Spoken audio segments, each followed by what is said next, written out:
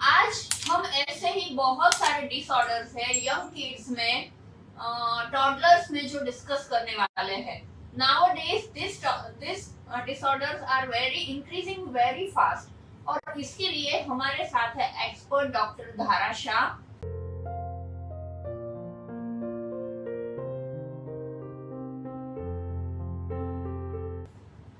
My name is Khan and I am not a terrorist। Shahrukh Khan की ये movie शायद आप सबको याद होगी, जिसमें ऑटिज्म को लेके बहुत ही सेंसिबल टॉपिक डिस्कस किया गया है ना।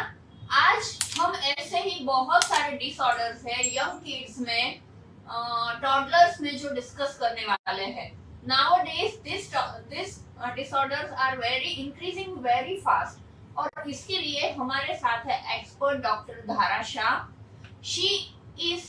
She has 15 years of experience to treating kids with autism, neurological disorders, anxiety disorders, hyperactive children, and many more.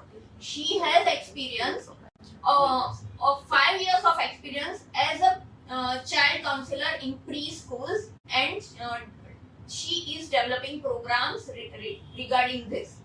So, Dr. Dhara Shah, welcome to the channel and welcome to the show. आज का जो हमारा topic है वैसे तो बहुत sensible है, और हमारे न्यू पेरेंट्स है या जो प्लानिंग कपल्स है वो डेफिनेटली इसके बारे में जानना चाहेंगे, राइट? सो कपल्स, ये जो डिसऑर्डर्स है जैसे एंजाइटी डिसऑर्डर्स है, अटेंशन डेफिशिएंसी है, हाइपर एक्टिव चिल्ड्रन है, लैक ऑफ कॉन्फिडेंस है, एंजाइटी है, कोई फियर है, इवन ऑटिज्म है, ये सारी चीज यूजुअली आफ्टर 1 और 2 इयर्स या यंग टॉडलर्स में, यंग किड्स में देखी जाती है। लेकिन हाँ, आज हम जानेंगे कि प्रेगनेंसी के साथ इसका कोई कनेक्शन है कि नहीं है।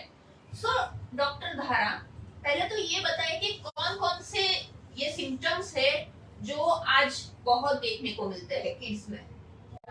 Good morning all of you. जैसे डॉक्टर आमी ने बताया कि किस टाइप के सिम्टम्स मैं देख रही हूँ दिस डेज, बिकॉज मेरे यहाँ पे बहुत सारे किड्स आ रहे हैं। स्कूल में मैं जाती हूँ तो स्कूल में किड्स देखती हूँ, फन जोन्स में जाती हूँ तो वहाँ पे, तो आप भी देखते हो कि नीचे गार्डन में खेल जाते हो तो किस टाइप के किड्स आप देखते हो कि हाइपर एक्टिव है, एक जगह पे टिकते नहीं है, पूरा एक्टिविटी कंप्लीट नहीं करते, स्टबर्न है, बिहेवियर इश्यूज है, मानते नहीं है पेरेंट्स का, अटेंशन डेफिसिट है, अटेंशन नहीं देते, एक जगह पे बैठ के पूरा एक्टिविटी कंप्लीट नहीं करते और दूसरी जगह डिस्ट्रैक्ट हो जाते हैं, फिर अकेले रहना पसंद करते हैं, जैसे मोबाइल स्क्रीन टाइम, तो सोशलाइज नहीं होते और उस हिसाब से उनकी स्पीच डेवलप नहीं होती, बिकॉज उनका विजन इतना ज्यादा स्ट्रांग हो जाता है, वो स्क्रीन टाइम इतना बढ़ता है कि वो बोलते नहीं है, तो डिले स्पीच आ रहा है, लर्निंग डिसेबिलिटीज आ रहा है, जैसे पी को क्यू लिखना, बी को डी लिखना, फाइन मोटर स्किल्स में प्रॉब्लम्स है, जैसे बटनिंग नहीं करना, शू लेसिंग नहीं करना, ये सब। और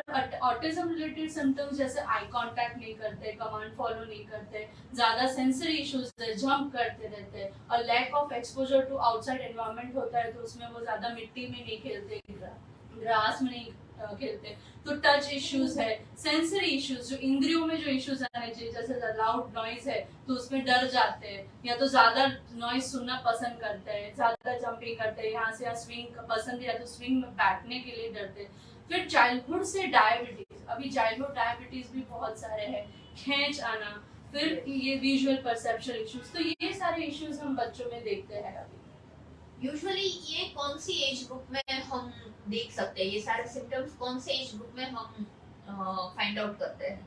जैसे अगर आप देखना चाहे तो बचपन से, जैसे फर्स्ट मंथ का जो 1 मंथ ऑफ बेबी होता है, वहां से लेके 3 to 5 इयर्स के बेबी में हम सिम्टम्स देखते हैं। वो सिम्टम्स आगे जाके प्रोलॉन्ग होते हैं अगर उसका प्रॉपर इंटरवेंशन नहीं किया। ओके, सो यूजुअली क्या होता है कि हाँ 1 साल या 2 साल के बच्चे में ये सारे सिम्टम्स पता चलते हैं, तो यूजुअली हम मानते हैं कि ये अभी अभी डेवलप हुए हैं, लेकिन कहीं ना कहीं एज अ गर्भ संस्कार ट्रेनर मुझे लगता है कि इसका कनेक्शन प्रेगनेंसी के साथ है।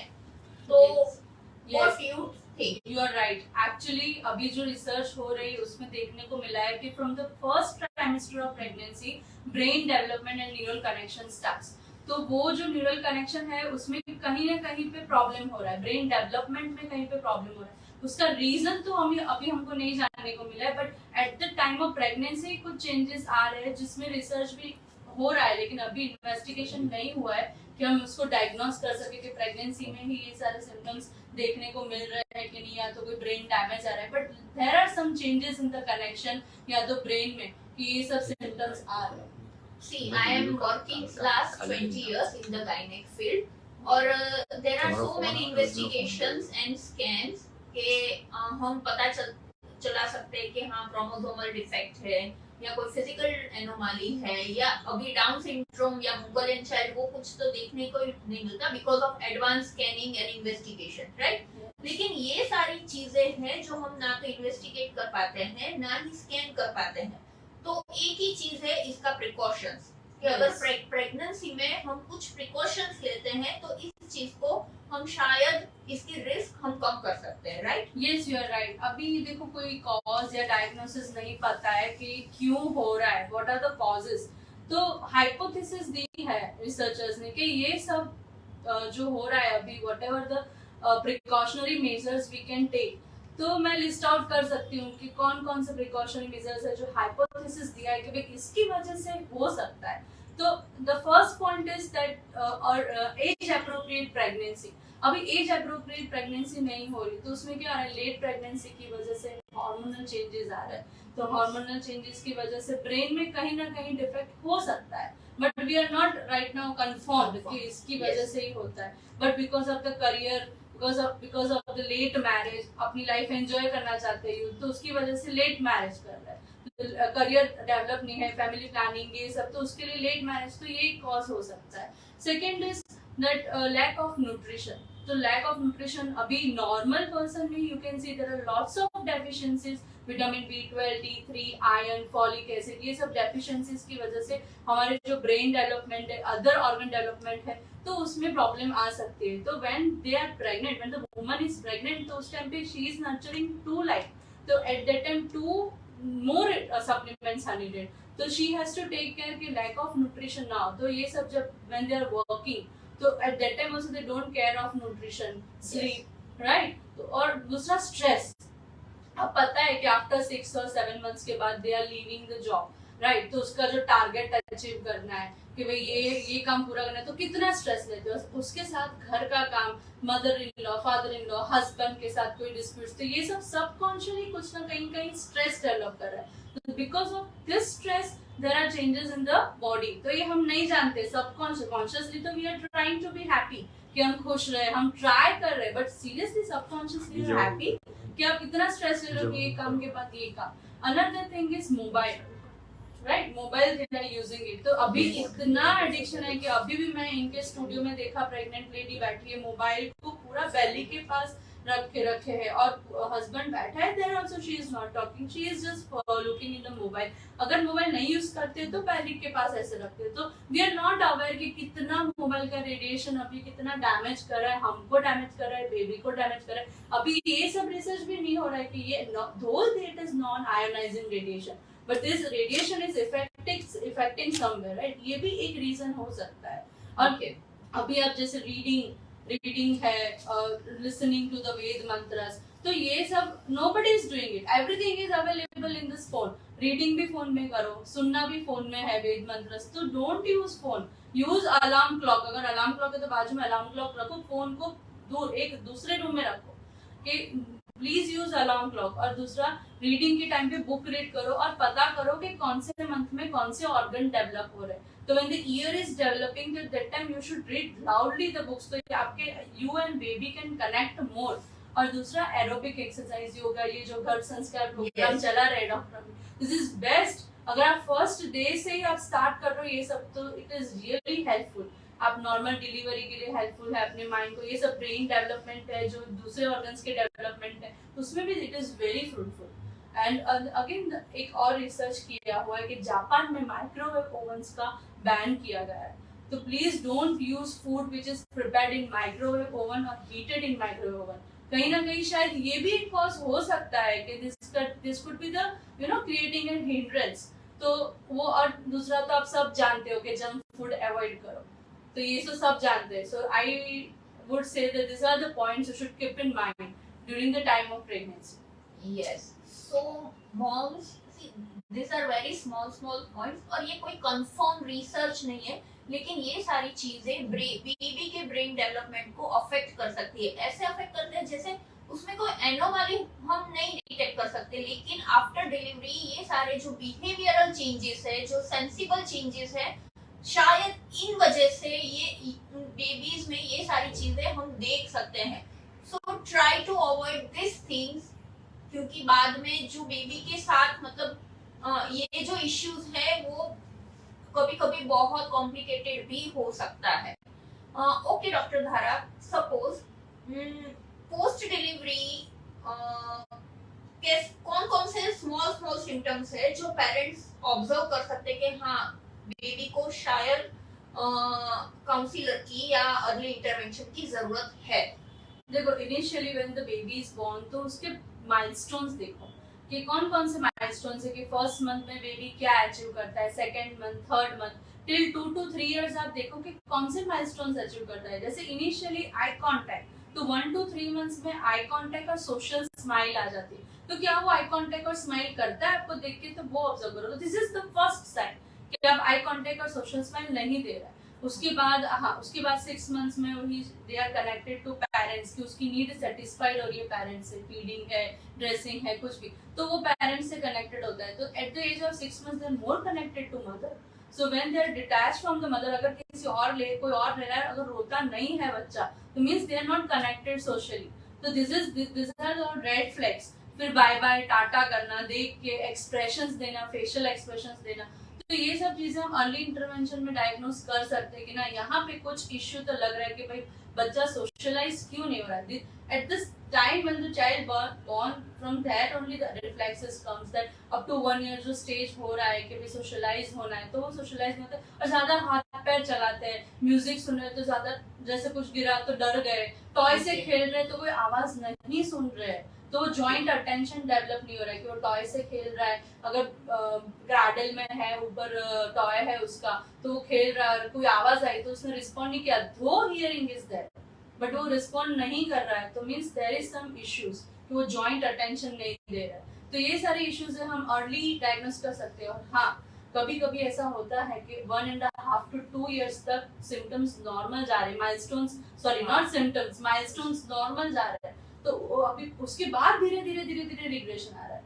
सो दिस आर, हाँ, धीरे धीरे उस रिग्रेशन आ रहा है कि बच्चा आई कांटेक्ट नहीं कर रहा है, कमांड फॉलोइंग नहीं कर रहा है, स्टीरियोटाइप रिपीटेटिव पैटर्न बता रहा है, जंपिंग कर रहा है, फ्लैपिंग कर रहा है, डर रहा है, झूले में बैठने से डर रहा है। तो ये सब चीजें 2 years के बाद दिखने को मिलती है। 2 years तक तो सब नॉर्मल होता है। तो हाँ, तो this are the things we can see कि अर्ली डायग्नोस कर सकते हैं बच्चे को कि early nearest early intervention center में आप उसका संपर्क कीजिए, कांटेक्ट कीजिए।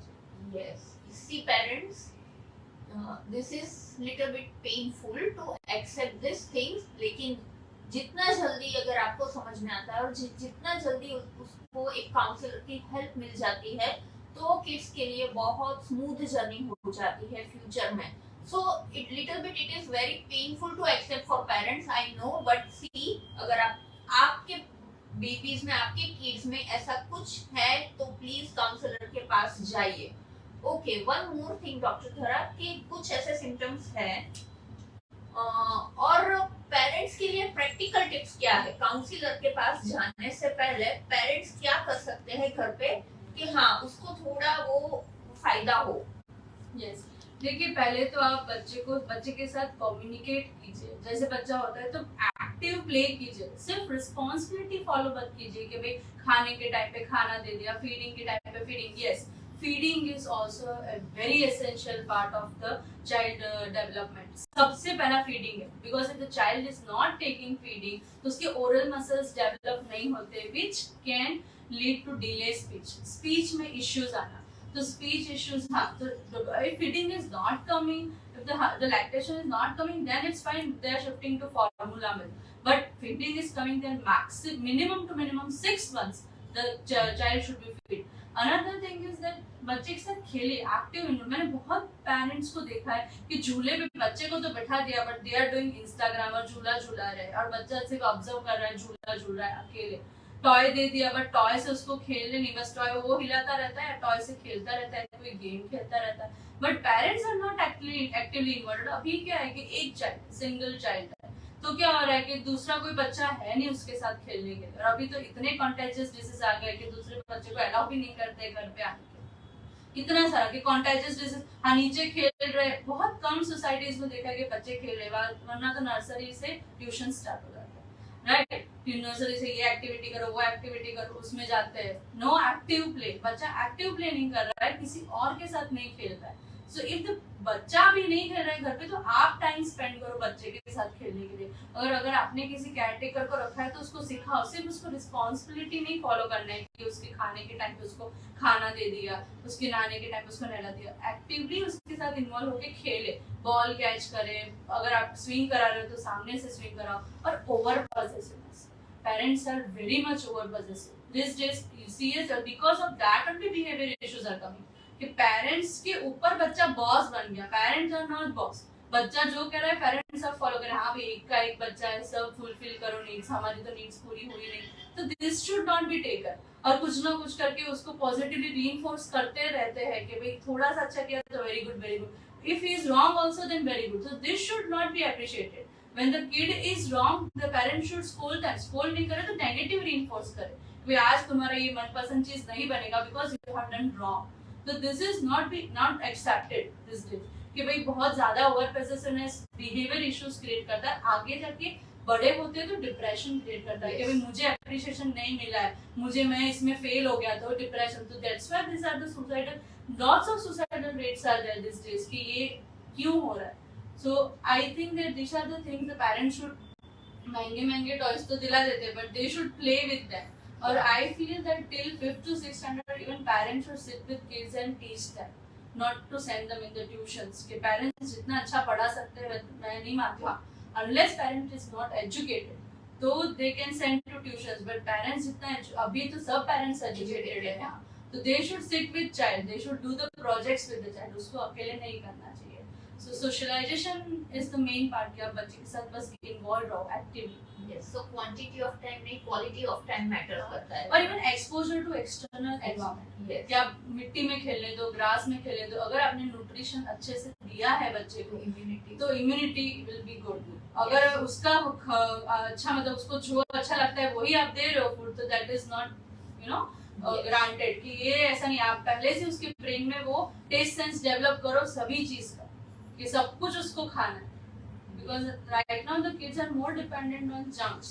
Yeah, they are very fussy with the foods. Okay, so इसके लिए कोई इन्वेस्टिगेशन है किड्स के लिए कि हाँ थोड़ा भी हमें डाउट है कि या my kids is suffering from this type of neurological disorder, तो कोई इन्वेस्टिगेशन है? Yes, there are standardized tests कि अगर ये सारे symptoms की कैटेगरी में आते हैं, जैसे ऑटिज्म स्पेक्ट्रम में आते हैं तो वो टेस्ट होता है, अटेंशन डेफिसिट हाइपरएक्टिव डिसऑर्डर। और ये सब डिसऑर्डर करके बहुत हाइप क्रिएट किया। Actually all the symptoms are seen in normally right now in kids, क्योंकि बहुत ज्यादा किड्स आ रहे हैं, बहुत। अब देखना इतने सारे अर्ली इंटरवेंशन सेंटर अभी एक साल में खुल गए कि यू विल सी के बहुत सारे हैं। क्यों? Why? Because there is a need. और नीड क्यों आ रही है? बिकॉज इतने बच्चे आ रहे हैं। और क्यों आ रहे हैं बच्चे? So please whatever points I have spoken, please take this in the mind, keep this in the mind and इस पे काम करो, क्योंकि अगर ये स्टॉप नहीं किया तो और ज्यादा बच्चे बढ़ेंगे और इंटरवेंशन सेंटर बढ़ेंगे।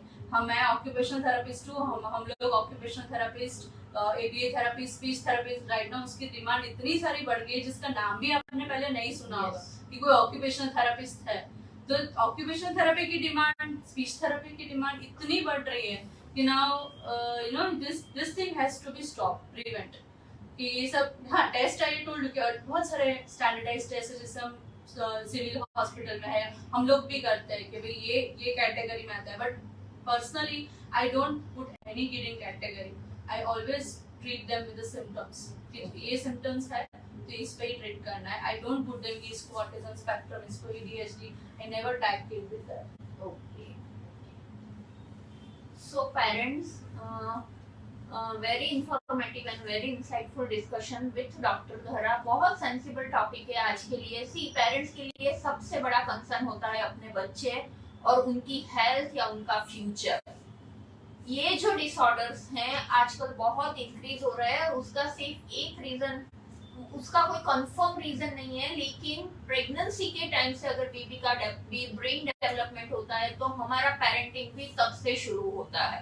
सो आज का जो हमारा टॉपिक था positive parenting during pregnancy. Parenting तब से नहीं होता जब आपका बेबी डिलीवर होता है या वो स्कूल जाता है या उसका एजुकेशन स्टार्ट होता है। आपने एक बार सोचा कि yes we are ready for the baby, we want to expand our family, आपका पेरेंटिंग तब से शुरू होता है। और जब हमें पता है कि ये डिसऑर्डर के लिए कोई ना ही मतलब कोई इन्वेस्टिगेशन है ना ही कोई स्कैनिंग है, तो prevention and precaution is the key, right. So pregnancy और उसका मेन मतलब आंसर है गर्भ संस्कार। सो गर्भ संस्कार क्लास को आप ज्वाइन कर सकते हैं। और डॉक्टर धारा है, अगर आपकी फैमिली में आपके नियर डियर वंस में कोई ऐसे किड्स हैं, she is the owner of sensory world in Memnagar area, so you can contact with her and stay tuned with our channel. Thank you so much. Thank you.